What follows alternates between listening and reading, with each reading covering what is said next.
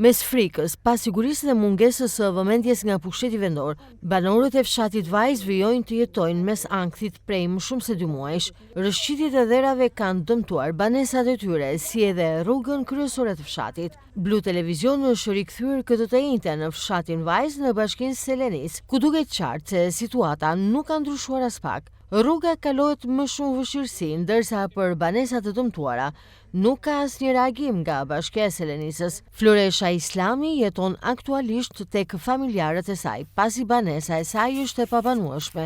Së bashku me të edhe bashkëfshatarja Sulçe Tahiri shprehen se jetojnë mes frikës dhe pasigurisë. Sipas banorëve të zonës, nga bashkia pati vetëm një interesim të vogël të ditëve të para, pas dëmtimeve, qysh prej atyre ditëve dhe asaj kohe.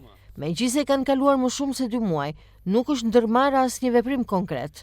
Nuk ka patur po ashtu as reagim e as ndërhyrje, duke lënë situatën të pandryshuar. Kush ka ardhur për t'ju parë në shtëpi? Erdhën në kohën që ranë, erdhë që gjithë qeveria në kë, me prefet, me qarqen tërë erdhën. Erdhë ata që na verifikuan ky tjetë për shtëpitë. Po. Prap, erdhën ata që verifikuan shtëpitë vanë brenda i panë që janë pajetoshme. E çfarë kanë bërë tani? Asnjë gjë nuk flasëm ashtu. Çfarë do bëhet? Po këto kanë pësuar më krisje shtëpitë? Kanë pësuar këto nga lart.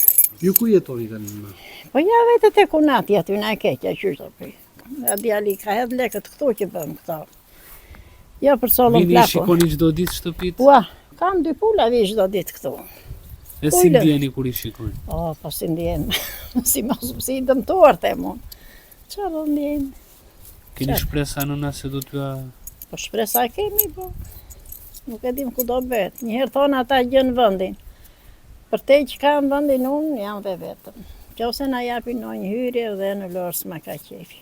Qofse I bëjnë këtu lartë, se këto të kishin patur ndim që ato ditë në pymë. Ashtu do këto do ishin ngritur shtëpi, nuk pyni. Se në fillim ranë ato, pastaj pse krisja muri më shumë? Në fillim ranë ato.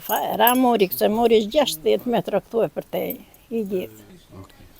Ura në sekonda, a që si vulkan, nuk që as ujë, se thonë, pa hapët qesmat e gjë, jo. Ajo që vulkan për mua. 60 metra mor këtu e për te, u derë si orisi, ose brizhur të madhe. Si quajni? Ne quajmi Sulçe Tahiri. Nëna, sa kokë vajti që kjo rruga është dëmtuar edhe u prishën 2 banesa këtu?